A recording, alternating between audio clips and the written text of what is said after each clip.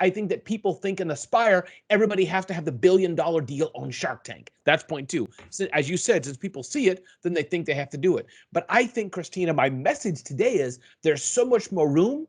Can you build a profitable business that generates 300, 400, $500,000, as it were, per year, even $1 million per year, but highly profitable, as possibly our mutual friend Mike McCallowitz talks about, profit first, build a business like that, provide for your family, and support your community.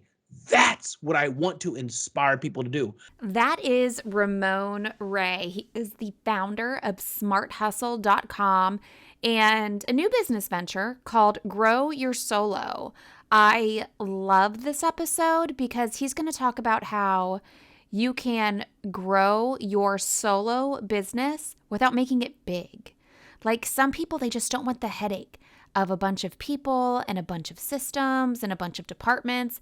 They just want to be able to make a lot of money, but remain small. And Ramon is going to tell us how we can do that in this podcast episode. He's going to talk about why people should be focusing on you, how to get people to focus on you, and how you can be successful with a small business. We're also going to talk about the importance of profit versus gross revenue. This is something that I have talked about many times, specifically when it comes to people in online business who say, oh, I had $1 million launch. That's gross revenue. That's not profit.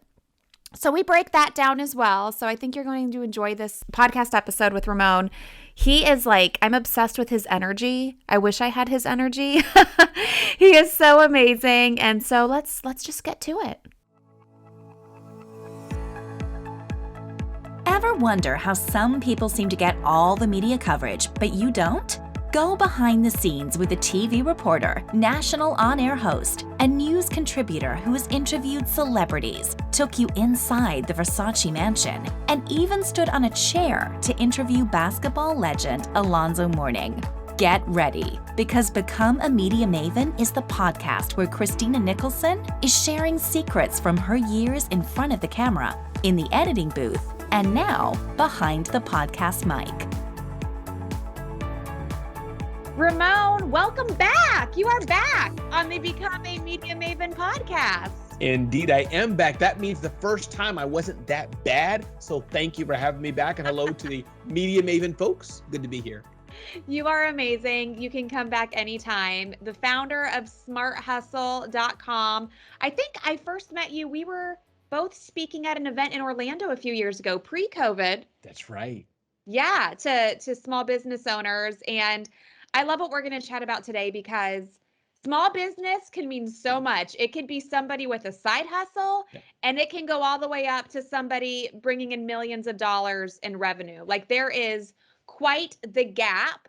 And we're going to focus today on the smaller companies, like growing your solos, teeny tiny. If you're watching this on YouTube, you can see Ramon's teeny tiny fingers.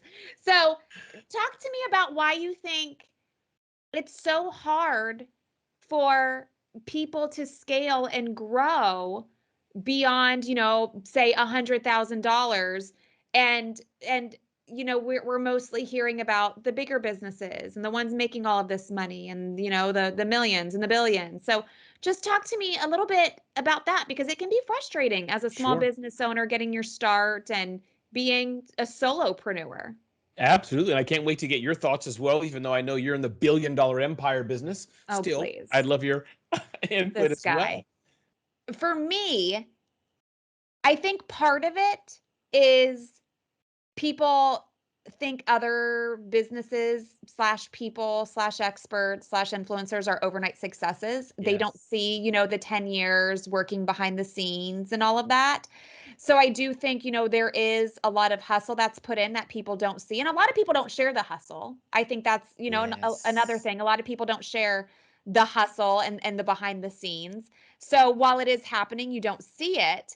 But I also think that maybe because it is something that takes a long time, I think maybe some people give up too early. Yes. I think also that some people, maybe they give up too early because they think it's easier than what it is. And I also think a lot of people, I know I was in this boat for the first, I'm in this boat every day, but especially for the first 2 years of my business, I didn't know what the hell I was doing. I was just trying to soak up all this free content that I could. And it wasn't until I started working with business coaches and mentors that I was in that upward trajectory. And I just think it's a status thing, like people want to do Yes. business with, the big names and the big influencers because it makes them feel special. And sometimes, the little guys who maybe more deserving, maybe more qualified, kind of don't get noticed as much. So that's my loaded answer to your question. I bet now you're I love sorry you wanted me to answer. I'm going to take that and put it into a book and just sell it. That's it. Christina Nicholson on growing your solo business. But a few things, I think you're right. I think as you look through the pages, let's look at Sarah Blakely. Just, as Oh, listening to this, just a love few her. weeks ago or months ago, she sold her business for whatever billions it was. So let's look at the cover of any of your magazines, Inc. Entrepreneur, look at your local TV. People want to talk about Elon Musk, what he did or she did, and Oprah Winfrey. It's cachet. I mean, who wants to hear? Guess what? Ramon sold his company to Christina for $75,000. Yeah, it doesn't sound so cool. So, one, we want to hear the big names, and they are deservedly success stories. We hear about Rockefeller and Edison.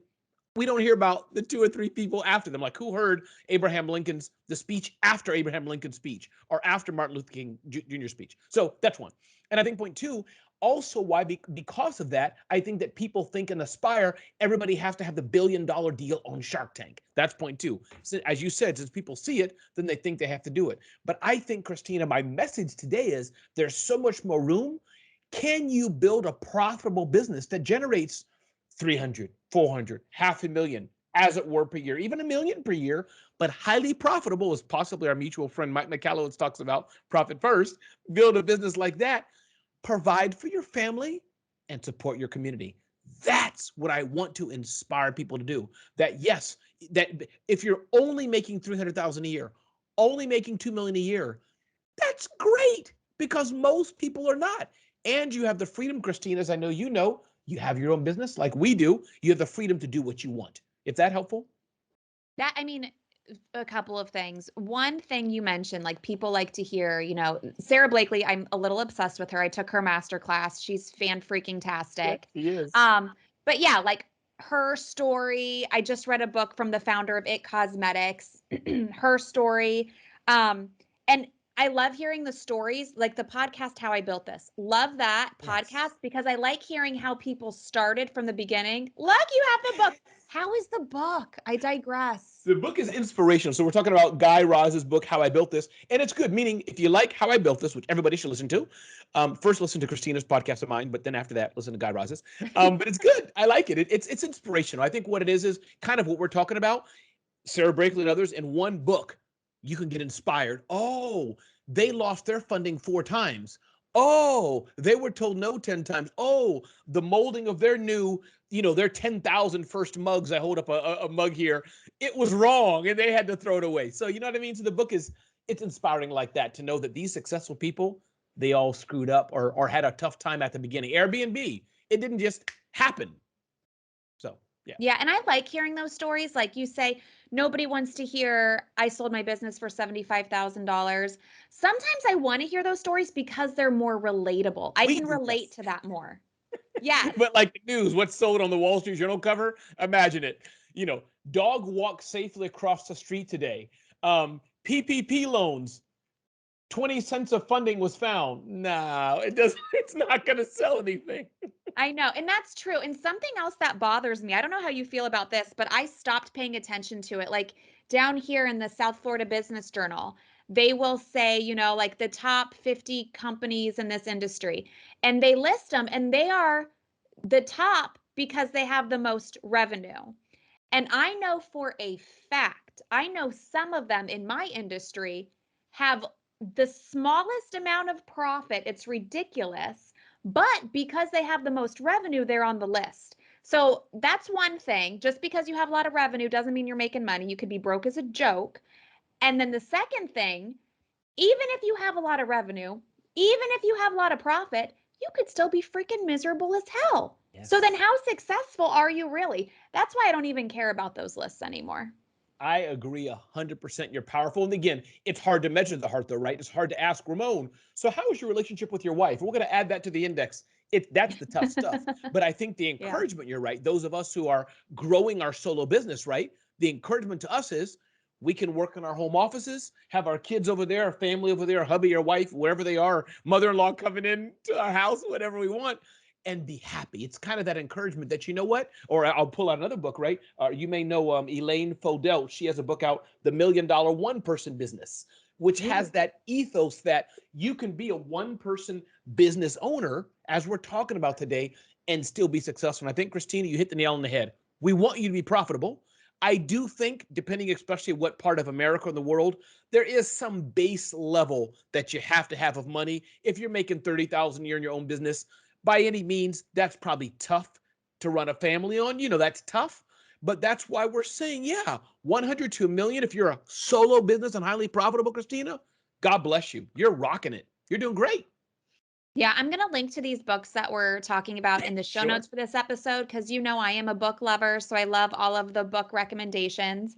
So talk to me about Grow Your Solo, because this is something that you're so passionate about. You're like, let's turn this damn thing into a business Yes. to help people. So tell me about your new venture, Grow Your Solo, because I love it, especially now after COVID when everybody was like, oh shit, I can make money on my own at home. Like Yeah. super, super important for people to know.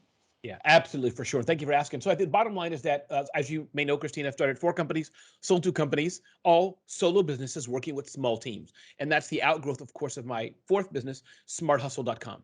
So Grow Your Solo was many, many people would ask me. I have my own small little tribe and cachet of people. Ramon, how do you get so much done? Ramon, we see you all over the place. Side note, caveat, as you know, Christina, because you're the publicity queen, is that, you can have whatever you want to look on a small Instagram image. So give that some latitude. You can be who you want online. But the point is, I do get a lot done. So Grow Your Solo's outgrowth was, how can I help people know some fundamental things to do that? And some of the things that we talk about in the book and in the audio and in the workbook, et cetera. 1, manage your time.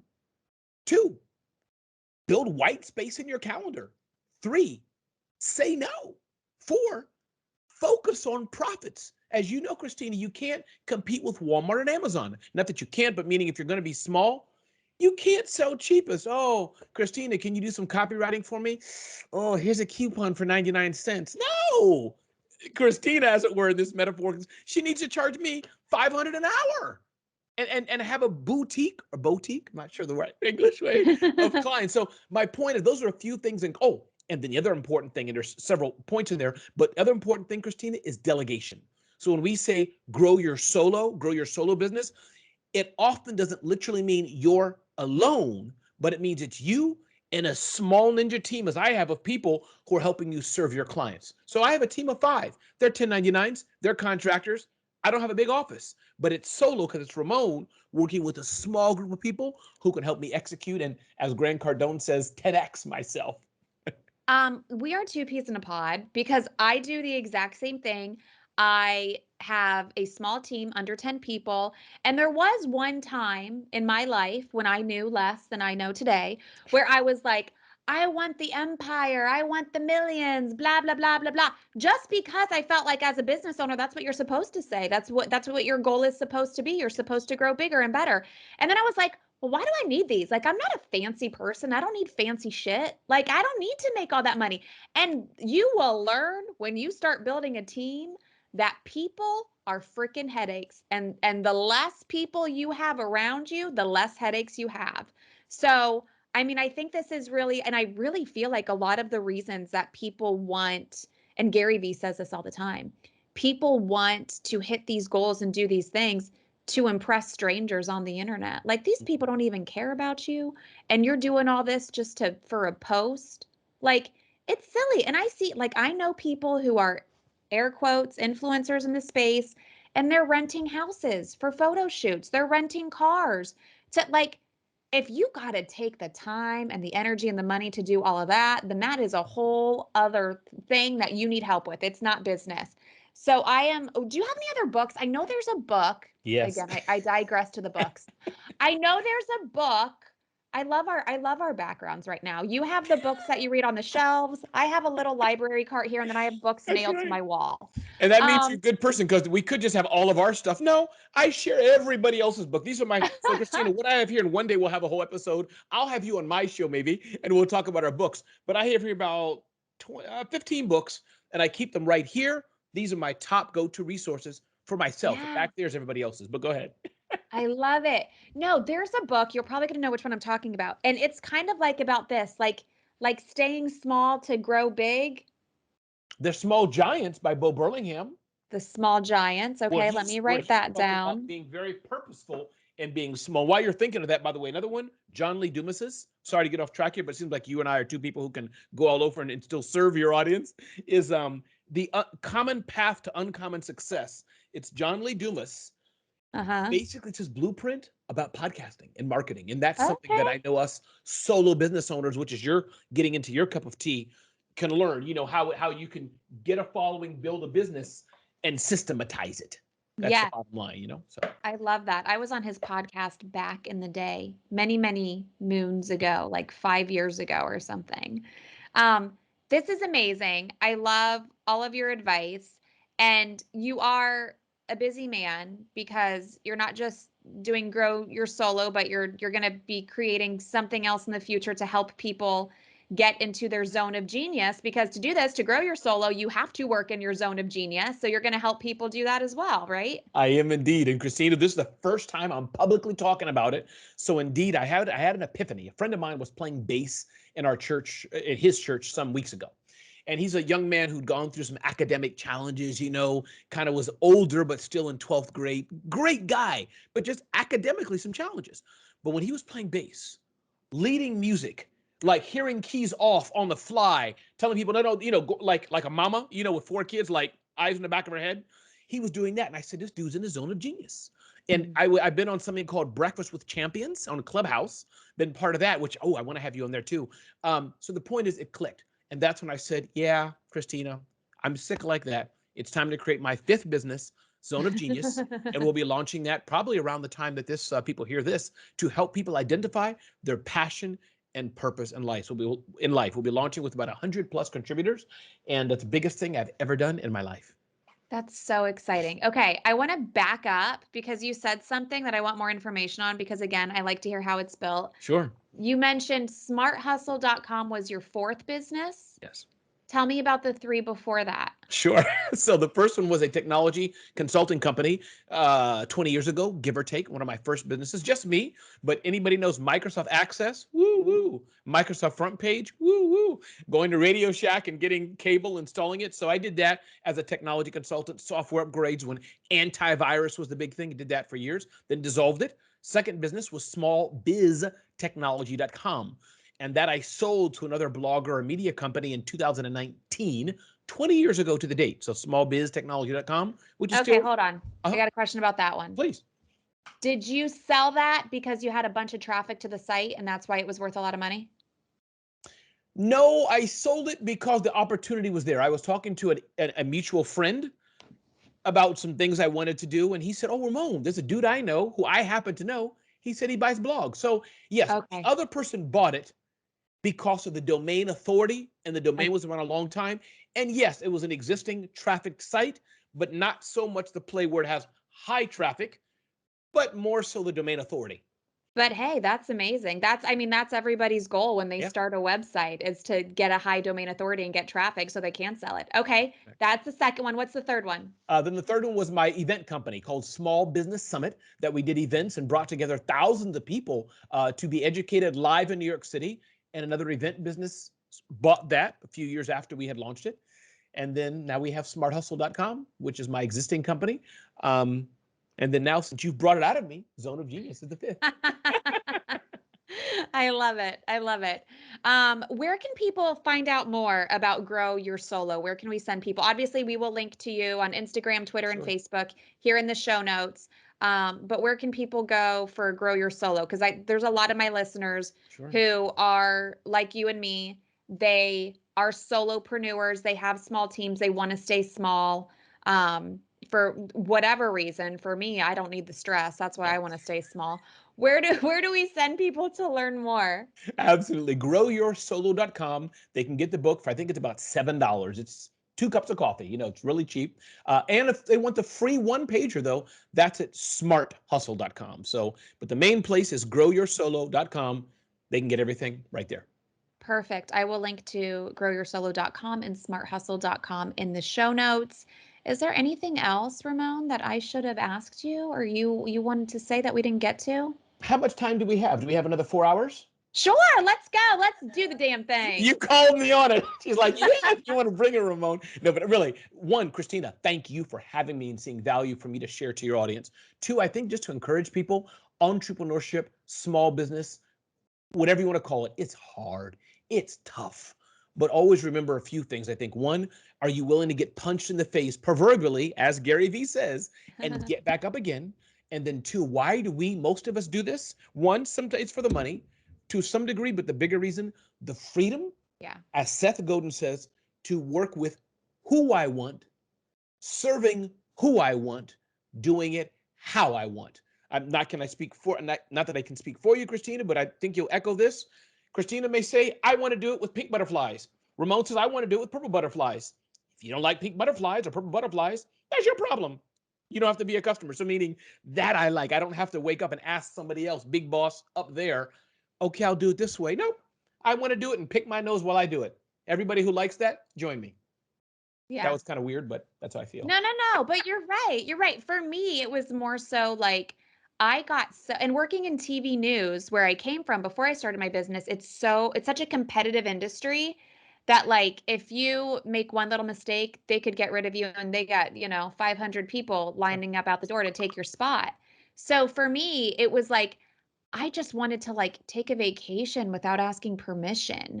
I wanted Yes. to, and it really hit after I had a couple of kids. It was like my sick days are now going to be their sick days, That's and right.